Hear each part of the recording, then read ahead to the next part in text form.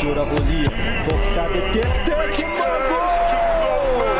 Hisob ochildi, qadrli do'stlar. Fayzullayev fantomik harakatlar bilan kirib bordi va endi penalti berish kerak. Hakam menimcha o'zi turdi. Gol!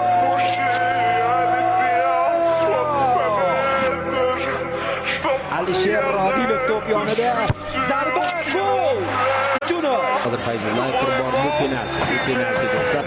Umarali Rahmonaliyev gol urib hisobni to'rini o'rg'ishga keltirdi. Ishonchli zarba. Rahmonalikdan uzatma. Beshona Norchayev. Hozir yana bir hujum, yuqoridan to'p yetkazildi. Gol! Norchayev. Hozir esa Hojimatov kirib bordi, pas berdi. Gol!